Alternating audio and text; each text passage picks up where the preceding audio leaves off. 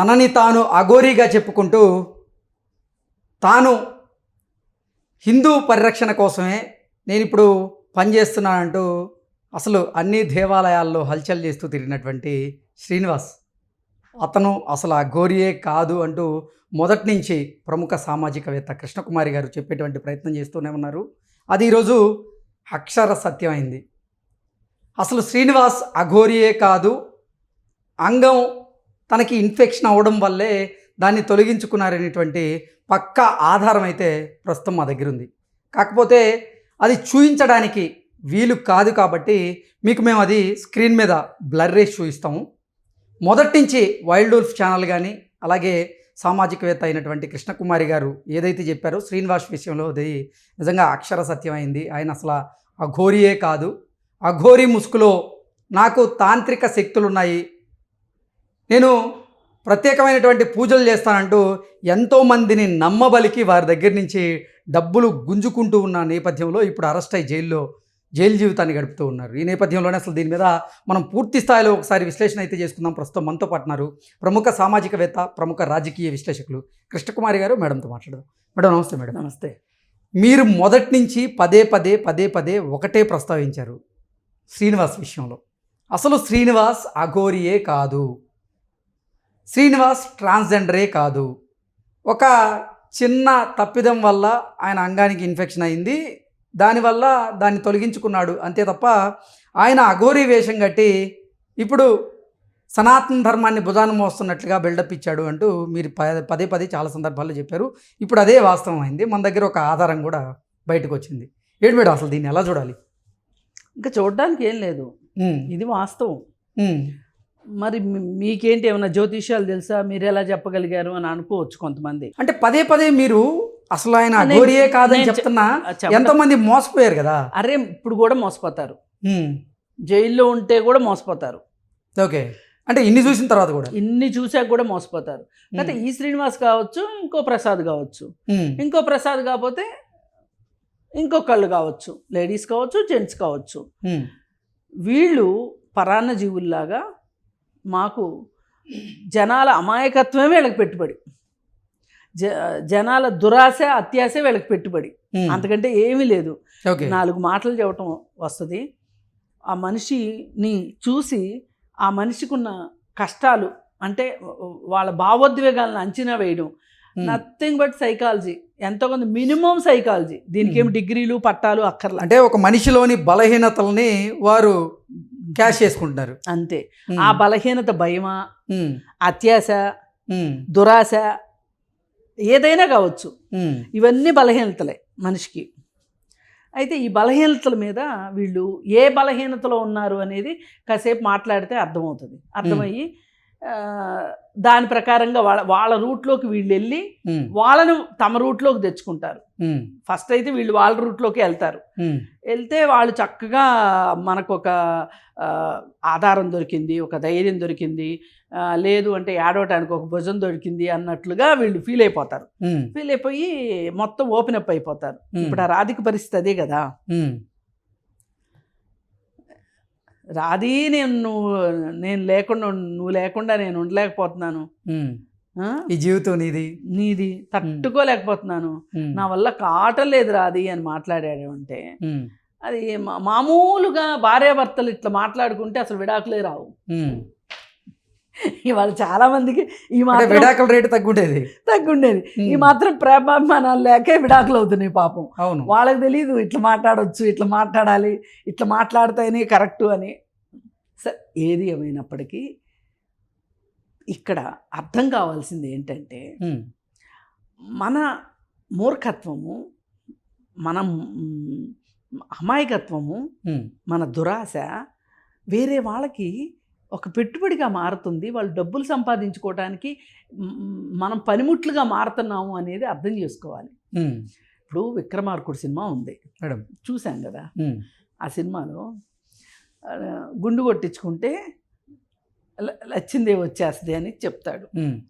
సగం గుండు కొట్టిన తర్వాత నీకు ఎంత ఇస్తావు అని అడిగితే, సరే ఏదైనా నీ వల్లే నాకు వస్తుంది కదా, నిజంగా వస్తే 1016 ఇస్తాను నీ వల్లే వస్తుంది కాబట్టి చెరిసగం తీసుకుందాం అన్నాడు అనుకోండి, అది వేరుగుండేది.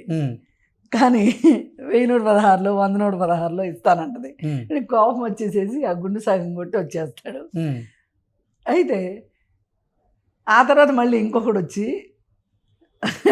ఎక్కువ డబ్బులు తీసుకుని గుండు కొడతాడు. అంటే వీడి బ్యాచోడే. అంటే ఇది చాలా రియలిస్టిక్గా తీశాడు ఆ సినిమా రాజమౌళి. అయితే ఇప్పుడు వస్తాయి అనుకున్న డబ్బులు రాకపోగా ఈ గుండు గీయించుకుంటానికి డబ్బులు ఖర్చు పెట్టాల్సి వచ్చిందా లేదా?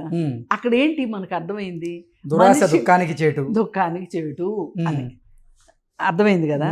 దీనిలో వీళ్ళందరూ కలిసి చెప్పుకోవటానికి వెళ్తే మంత్రి గారి భార్యకి కూడా గుండు కొట్టేసుకుంటుంది ఆవిడ కూడా, నా బాధలు ఎవరికి చెప్పుకోను అని. మొన్నటికి మొన్న ఇంత తతంగాలు జరుగుతున్న సందర్భంలో కూడా ఒక ఎమ్మెల్యే 5 లక్షలు ఇచ్చాడంట వీరికి. ఎగ్జాక్ట్లీ. అంటే నేను అందుకు ఆ సినిమా గురించి చెప్పాల్సి వచ్చింది. ఇప్పుడు ఈ 2,30,00,000 ఏవైతే ఉన్నాయో అకౌంట్లో ఎలా వచ్చాయి అనేది తీస్తే చాలామంది గొప్పవాళ్ళు బయటకు వస్తారు. అలాగే శ్రీనివాస్ని మనం మరీ అంత తక్కువ అంచనా వేయటానికి వీలు లేదు. వాడలా మేకప్లు వేసుకొని డీఫేమింగ్ చేసుకొని మొదటి రోజు లిప్స్టిక్ వేసుకొని తలకి కొప్పు పెట్టి దాని చుట్టూ పువ్వులు పెట్టి ఒక రకమైన వేషంలో వచ్చాడు. ఆ వేషం అయిపోయిన తర్వాత ఒక 15,000 పెడితే ఆ విగ్గు దొరుకుతుంది, ఆ జుట్టు ఉండే విగ్గు దొరుకుతుంది, ఆ విగ్గు పెట్టుకున్నాడు. అంటే దీని అర్థం ఏంటి అంటే మనుషులకి నమ్మించటానికి తన ఆహార్యాన్ని మార్చుకున్నాడు, తన బాడీ లాంగ్వేజ్ని మార్చుకున్నాడు. ఋతుస్రావం వచ్చిందని చెప్పాడు. అయితే అసలు ఇతను ట్రాన్స్జెండర్ కూడా కాదు అని, అఘోరీ కాదు అని T1 నుంచి చెప్తున్నా. అప్పుడు అతను ట్రాన్స్జెండర్ అయి ఉండొచ్చు అనుకున్నాం. అనుకుంటే ఎప్పుడైతే ఋతుస్రావం వస్తుంది అని చెప్పాడో ఒక ట్రాన్స్జెండర్కి ఋతుస్రావం రాదు అని ఒక బేసిక్, ఇప్పుడు ఎవరికే మహిళలకి ఋతుస్రావం ఎందుకు వస్తుంది? గర్భాశయం ఉంటే అండోత్పత్తి జరిగితే అది గర్భిణీ వస్తేనేమో అది ఒక ఈ బిడ్డకి పిండంలాగా ఏర్పడింది, బిడ్డకి దిండులాగా ఉపయోగపడుతుంది, ఒక పొరలాగా పిండాన్ని కాపాడటానికి. లేదు అంటే ఎవరి మంతు ఋతుస్రావం కావాలి, ఇది శరీర ధర్మం. అయితే ఈ మాత్రం చిన్న విషయం కూడా తనకి తెలియలేదా? జనాలు ఎంత వెర్రివాళ్ళు అనుకున్నాడా? ఇప్పుడు ట్రాన్స్జెండర్లు వచ్చింది ఫైటింగ్కి, ఇక్కడ ఈ విషయంలో ట్రాన్స్జెండర్లు వచ్చారు ఫైటింగ్కి. అసలు ఎట్లొస్తుంది అబ్బా, మాకందరికీ రావట్లేదే, తనకి ఎలా వస్తుంది అని వాళ్ళు ప్రశ్నించారు. ఇప్పుడు ఒక ట్రాన్స్జెండరు బిడ్డను కనలేదు, వాళ్ళకి ఒక కృత్రిమ అవయవాన్ని, ఒక అవయవం స్థానంలో ఇంకొక అవయవాన్ని ట్రాన్స్ప్లాంట్ చేస్తారు తప్పితే గర్భాశయాన్ని పెట్టలేరు. మరి గర్భాశయం లేనిదే ఋతుస్రావం ఎట్లొచ్చిందని చెప్పాడు? తెలిసి చెప్పాడా, తెలియక చెప్పాడా? ఈ విషయంలో ట్రాన్స్జెండర్లు నేను ఏకమయ్యాం. అందుకని నువ్వు ఈ రోజు నుంచి నువ్వు ఫస్ట్ అఘోరీవి కాదు, తర్వాత ట్రాన్స్జెండర్ కూడా కాదు, నువ్వు ఒట్టి శ్రీనివాస్ అలయాస్ పింకీవి. పింకీ అంటే మళ్ళీ ట్రాన్స్జెండర్ అయిపోద్దిగా. అతను గుర్తుపట్టడానికి అతను అలా వచ్చాడు కదా బయటికి. ఇంకా కొన్ని రోజులు పోయిన తర్వాత 420 శ్రీనివాసు, కిలాడి శ్రీనివాసు, ఇలా వాటికి చాలా బిరుదులు వచ్చేసినాయి. ఏది ఏమైనప్పటికీ నేను చెప్పదలుచుకున్నది ఏంటంటే, ఎవరైతే ఈ వీడియో చూస్తారో వాళ్ళు అసలు మనలాంటి మనిషికి, వాళ్ళు మన పక్కనే ఉన్న ఒక మనిషికి మహిమలు ఉంటాయని మీరు ఎలా అనుకుంటారు? ఇంత మూఢనమ్మకం మీరుంటే మీకు అసలు ఎదుగుదల ఎలా ఉంటుంది? మీకు ఆ మూఢనమ్మకాలు ఉన్నాయి కాబట్టి, మీ తెలివితేటలకి అవి అడ్డుపడుతున్నాయి కాబట్టి మీరు ఇలాంటి చిలక జ్యోతిష్యాలని, చెట్టు కింద జ్యోతిష్యాలని, లేదు ఇలాంటి శ్రీనివాసులు చెప్పే పూజలు, అలాగే అవేవో రైస్ పుల్లింగ్ చెంబులు, ఇవన్నీ మీరు నమ్ముతున్నారు అంటే అర్థం ఏంటి అంటే మీ తెలివితేటల మీద మీకు నమ్మకం లేక. ఆ ఒక్కటి అడక్కని ఒక సినిమా వచ్చింది, గుర్తుందా మీకు? రాజేంద్ర ప్రసాద్ది. అవును. నువ్వు సంవత్సరం తర్వాత రాజాదిరాజు అవుతావని చెప్తాడు. వీడు సంవత్సరం పాటు సంవత్సరం తర్వాత నేను రాజును అవుతాను, అప్పుడే నీకు పెళ్లి చేస్తానంటాడు చెల్లికి. చివరిలో చెప్పింది ఏంటి అంటే, నేను రాజును అవ్వాలి అనుకుంటే నువ్వు పని చేస్తే కదా రాజు అవుతావు. రాజు అంటే ఇన్ ద మీన్స్ రాజ్యాలు వచ్చేస్తాయి అని కాదు. కింగ్ అంటే నీకు నువ్వు కింగ్వి. ఎప్పుడు కింగ్ అవుతావు? నువ్వు నీ సామర్థ్యంతో నువ్వు కింగ్ అవుతావు. ఇట్లా మనకి మూఢనమ్మకాల గురించి చెప్పడానికి చాలా సినిమాలు వస్తున్నప్పటికీ కానీ మనం మట్టుకు ఆ మూఢనమ్మకాల్లోనే బతుకుతున్నాం. మన శక్తిని మనం తీసి పక్కన పెట్టేసేసి ఎవడో చెప్పేది మనకి నచ్చుతుంది. షార్ట్ కట్లు మనకు నచ్చుతున్నాయి. ఈ షార్ట్ కట్లు ఉండవు విజయాలకి. ఓకే, ఇది అర్థం చేసుకుంటే ఇలాంటి శ్రీనివాసులు పుట్టకుండా ఉంటారు. అసలు ఈ శ్రీనివాసుల్ని పుట్టిస్తుందే మన అత్యాశ.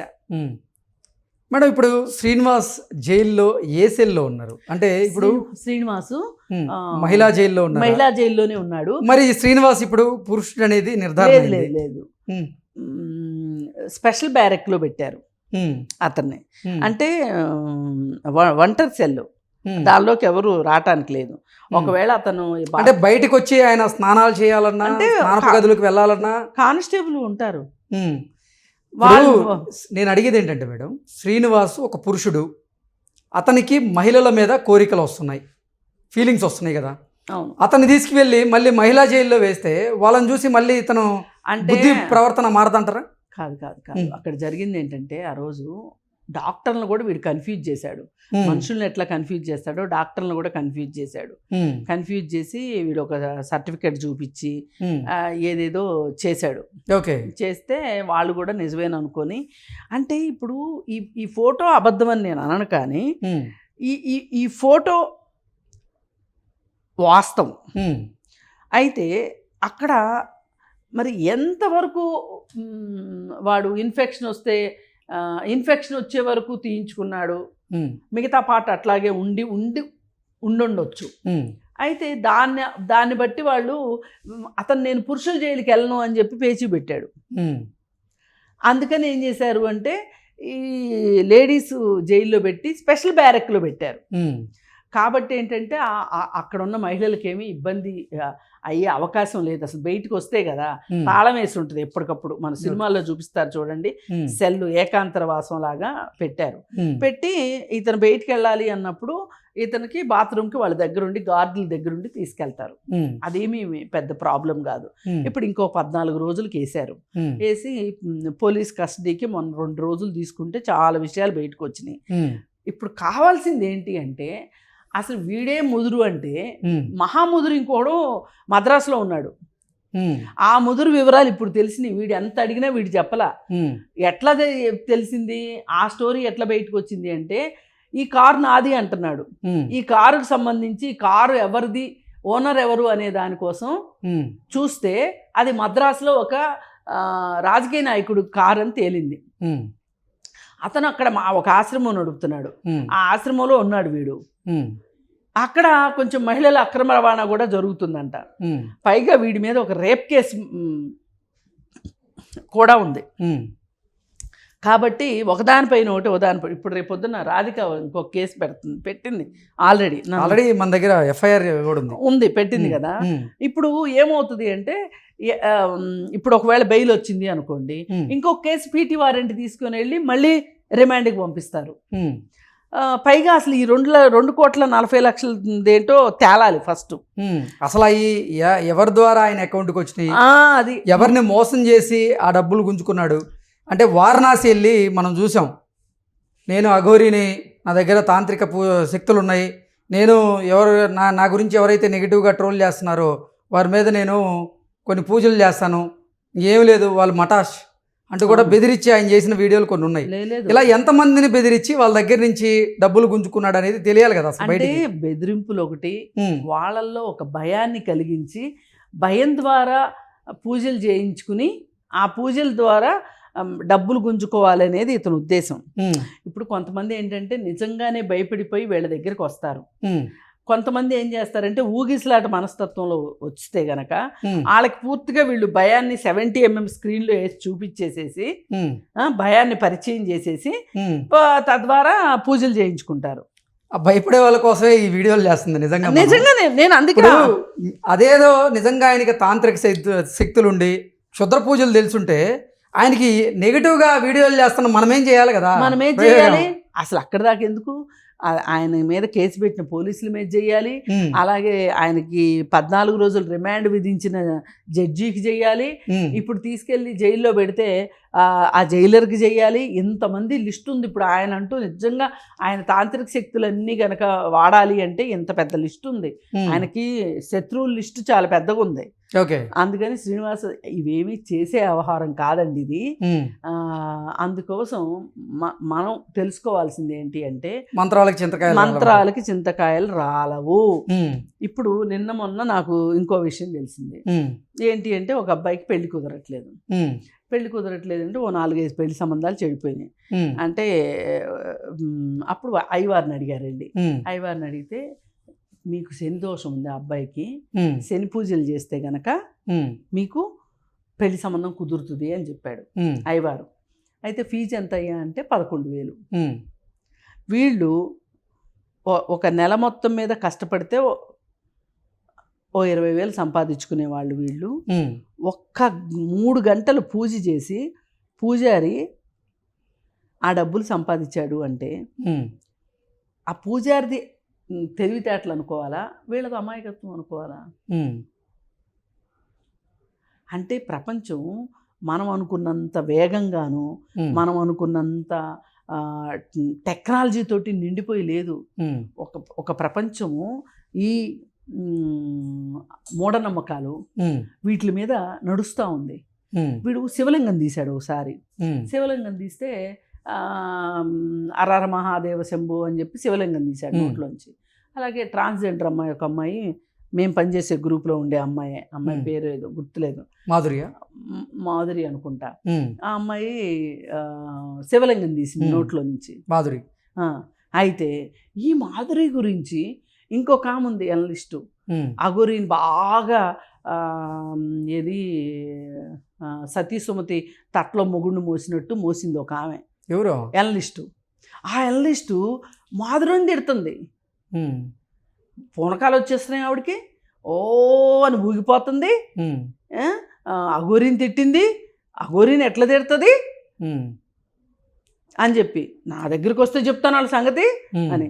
ఇప్పుడు చెప్పమ్మా, ఆమె ఎందుకులే కానీ మాధురి సంగతి ఎందుకు కానీ అఘోరి వస్తాడు. ఒరే అఘోరి, అరే శ్రీనివాసు, అఘోరి వేషాలు వేసుకుని మాలాంటి వాళ్ళని కూడా మోసం చేసావేంట్రా, నీకేం పోయే కాలం రా, మామూలు వాళ్ళని మోసం చేసి ఏవో చిన్న చితక మాయా మంత్రాలు చేసి డబ్బులు సంపాదించుకోక మానెత్తికి కూడా చుట్టావేంట్రా అని వాడిని పట్టుకుని వలవలా ఏడవాల్సింది పోయి మాధురిని పట్టుకొని తిడుతుంది ఆవిడ. అసలు అఘోరీలు అంటే ఏంటో తెలుసా మీకు? అఘోరీలు ఎంత గొప్పవాళ్ళో తెలుసా? నేను అఘోరీలు గొప్పతనం గురించి వాళ్ళని తక్కువ చేయాలనేది నా ఉద్దేశం కాదు. అసలు అఘోరీలు ఇక్కడ ఉండరు, వాళ్ళ జీవన విధానము జీవన శైలి వేరు. అలాంటి అఘోరీలకి చెడ్డ పేరు తీసుకొస్తున్నాడు. ఇప్పుడు అడి చేసి ఇడి చేసి వీడికి ఆ అఘోరీల అఖాడీలో వీడికి మెంబర్షిప్ లేదని తేలింది. అంటే వీడు ఎక్కడ దాకా తెచ్చుకున్నాడో చూడండి. మరి ఇప్పుడు భుజాన్ని వేసుకున్న వాళ్ళు అందరూ ఏమైపోవాలి చెప్పండి వాడి తరఫున? అందుకే భక్తి వేరు, నమ్మకం వేరు. భక్తి నీలో ఉండాలి, ఉంచుకో, భక్తితో ఉండు. అంతేగాని ఇలా మంత్రాలకు చింతకాయలు రాలుతాయని కానీ, ఈ శని పూజలు చేస్తే పెళ్ళిళ్ళు కుదురుతాయని కానీ, క్షుద్ర పూజలు చేస్తే ఎవరికో ఏదో అయిపోద్ది, శత్రువులందరూ నాశనం అయిపోతారని కానీ, అసలు నిజంగా అవన్నీ ఉంటే అంబానీ మీద అదానీ చేయించుకోడా, అదానీ మీద అంబానీ చేయించడా? అసలు వీళ్ళిద్దరు కలిసి మోడీ మీద చేసి మేమే ప్రధానమంత్రులు అయిపోయాం అనుకోరా? అవునా కాదా? అందుకోసం ఏంటంటే ఇవేవి లేవు, ప్రజలారా దయచేసి నమ్మకండి. శ్రీనివాస్ కథ కంచికి చేరింది ఓకే. ప్రస్తుతానికి. ఇప్పుడు రేపు శ్రీవర్షిణి సంగతి ఏమవుతుందో చూడాలి. వీడు ఏది ఏమైనప్పటికీ అఘోరి కాదు, ట్రాన్స్జెండర్ కాదు, ఒక మామూలు మనిషి, సగటు మగవాడు, పని పాట చేయటం ఇష్టం లేక పరాన్న జీవిలాగా బతకాలి అనుకుని తన కష్టాన్ని నమ్ముకోకుండా తన మోసాన్ని నమ్ముకుని బతికినవాడు. అది మనకి నిరూపితమైపోయింది ఈరోజు. ఓకే. అందుకని తస్మాత్ జాగ్రత్త అని చెప్పటమే మన ఉద్దేశం. Okay. Okay madam, thank you so much. Thank you.